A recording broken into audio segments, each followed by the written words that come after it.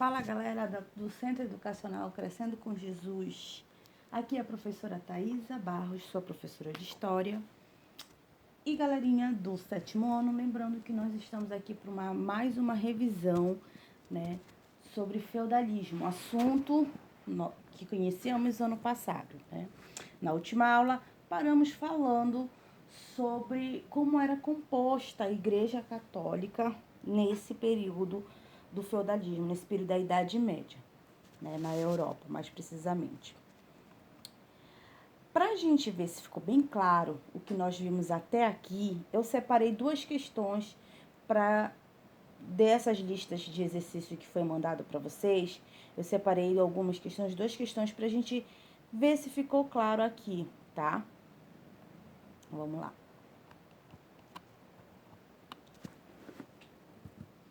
A primeira atividade é a atividade que está falando do contexto geral da Idade Média, tá?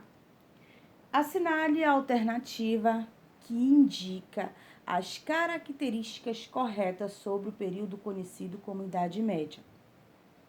A letra A diz o seguinte: poder centralizado, alta mobilidade social e economia urbana.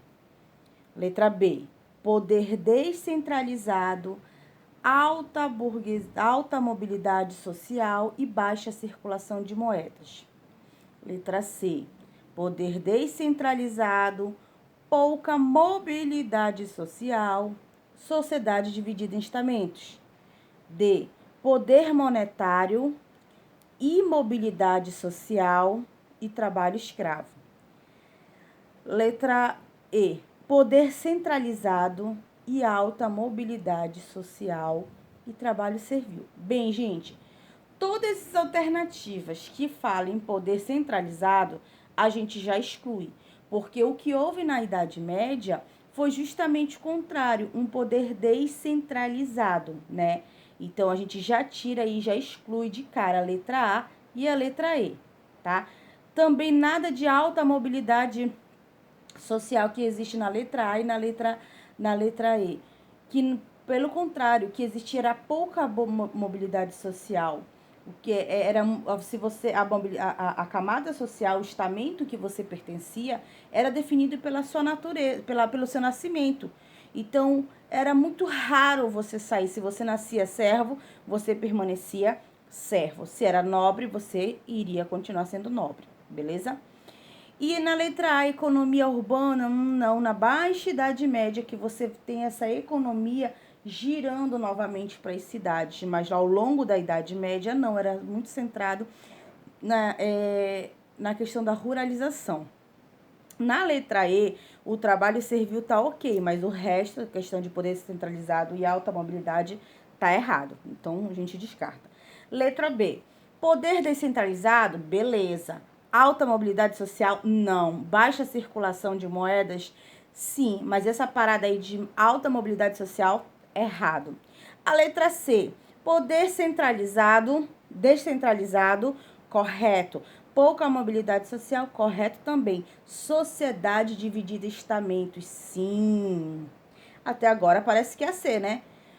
A letra D, bora só ir analisar todas as alternativas. Poder monárquico, não, porque poder monárquico, galera, é o poder do rei. Isso vai acontecer quando houver a centralização do poder na mão deles, quando tiver a centralização política, quando ocorrer a formação dos estados nacionais, que é o que veremos esse ano, no 7º ano, né? Imobilidade social, trabalho escravo, fora. Então, gente, a alternativa correta, com certeza, é a letra C, poder descentralizado, pouca mobilidade social e sociedade dividida em estamentos. A segunda questão que eu separei é em relação à igreja, né? A igreja integrou-se ao sistema feudal através dos mosteiros, cujas características se assemelhavam a dos domínios dos senhores feudais. Como tinha, letra A, o controle do destino espiritual procurou combater a usura entre os integrantes do clero e entre os judeus, no que foi rigorosamente obedecida. Esta está erradíssima, porque não teve essa questão de estar ali entre acordo entre judeus e também ele não conseguiu que as pessoas obedecessem rigorosamente, combater a questão da usura. Tanto que a gente vai ver daqui a pouco, e já no conto desse ano, as reformas religiosas. B. O monopólio da cultura. Ela tinha o monopólio da cultura? Sim, né? Tinha também o monopólio da interpretação da realidade social? Sim, aparentemente essa está correta. Letra C. Grande influência na formação da mentalidade? Sim, correto. Insistia no ideal do preço justo, permitindo que a venda dos produtos se cobrasse a mais apenas permitindo que a venda dos produtos se cobrasse a mais apenas o custo do transporte. Galera, ela condenava algumas coisas da economia, sim, mas vamos ver lá qual é a nossa próxima alternativa. D. O controle da realidade social exigia que os cristãos distribuíssem os excedentes entre os parentes mais próximos para oferir lucros. Não, na verdade, a gente tem aí essa questão dos mosteiros, mas a gente não tem... Quem era que trabalhava nos mosteiros? Lembra que eram alguns membros da igreja? Então, o que tinha ali... o de excedente ficava para o próprio lucro do mosteiro, entendeu? E não ia para os parentes deles, não necessariamente. Então, gente, a resposta é a letra B, porque a gente está falando especificamente dos mosteiros, embora ela tivesse toda essa questão aí cultural fora do mosteiro. Então, ela tinha o monopólio da cultura, tá? Ela tinha o monopólio da interpretação social. Qual é aí a C que poderia aparecer? É a questão de insistir no negócio de preço justo. Não, ela condenava, a gente vai ver lá na reforma religiosa, que ela condenava algumas práticas de cobrança de juros abusivos e tudo, mas ela não vai se meter nessa questão econômica tão forte. Isso a gente vai ver já com o movimento calvinista lá na frente. Então, seria a letra B. Então, continuando o nosso comentário, nossa revisão sobre esse processo, né, a Idade Média e mais especificamente o sistema feudal, a gente vai falar como é que funcionava, ainda falando desse contexto de igreja, como funcionava a Inquisição. A Inquisição foi um instrumento criado pelo Papa Gregório que foi colocado com o objetivo de salvar, digamos, de tentar continuar no poder, de ter o poder ideológico da Igreja Católica. Ela foi criada para combater aqueles que discordavam do posicionamento da Igreja Católica. Então, as monarquias católicas, tinha muito rei católico nesse período, eles acabaram pressionando a Igreja, o Papa, que tomassem providências a respeito de todas aquelas ideias que estavam começando a surgir, que eram contra o posicionamento da igreja. Então, todo aquele indivíduo que tinha uma explicação que não era explicação teocêntrica, ou que tinha uma outra visão de mundo das coisas que era diferente da Igreja Católica, ele era visto como um herege, tá? E ele praticava heresia. O que era heresia? Ele ter um posicionamento discordante da Igreja Católica. Então, o Papa Gregório, ele instaurou tribunais de inquisição, ou tribunais de Santo Ofício, que era um tribunal onde você teria aí o julgamento desse herege, e se ele fosse condenado à morte, ele iria para fogueira santa. O que a gente tem ainda em relação à Inquisição? Aqui era muito comum livros serem queimados de filósofos, de autores do período, de teorias, né?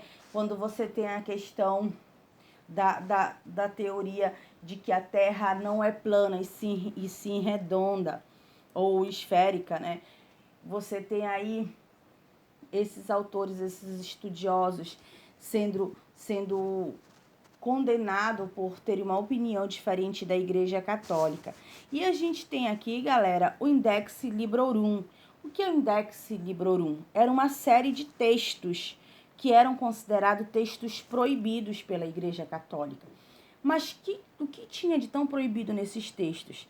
Esses textos são textos de filósofos da Idade Antiga, da Grécia, que falavam sobre filosofia, e esses livros eram proibidos de serem lidos, né? E o que eles faziam? Eles muitas vezes colocavam no livro, nessa borda aqui, ou nas bordas do livro, veneno, porque as pessoas antigamente tinham o hábito de ler o livro e passar o dedo na língua e depois pegava novamente na página. E assim elas acabavam morrendo, né, com aquele veneno. Então, uma série de livros foi considerado livros pecaminosos, porque davam outras explicações baseadas na racionalidade, não só uma explicação teológica, né? Então, ela veio para combater, como eu falei, essa questão, para combater esses hereges. Quem eram os hereges? Eram todos aqueles que defendiam uma outra ideia, uma outra história que não fosse construída pela Igreja Católica. Então, a missão da Santa Inquisição era punir, era defender a doutrina cristã e punir os hereges.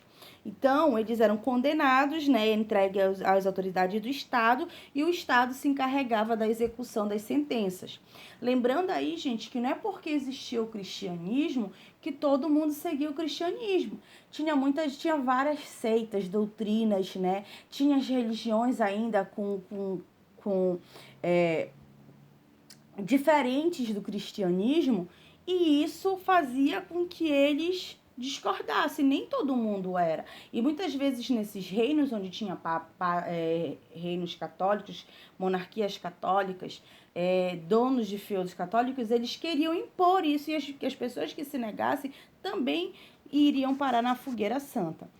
E mas a forma de tortura não era só a fogueira, tinha várias formas de ser torturado. Esse aqui são alguns instrumentos que existiam na Idade Média. O esmaga-polegar, o próprio nome diz o que? Ia virando isso, ia esmagando o polegar.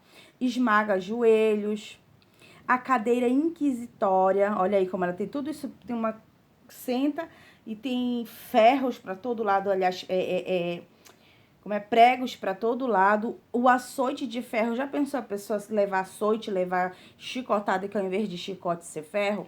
Então, tudo isso daí eram formas de tortura que existiam na Idade Média. Beleza? Hoje ficamos por aqui, falando dessa questão do Tribunal de Santo Ofício. Na próxima aula falaremos de cruzadas. Beijão, tchau, tchau.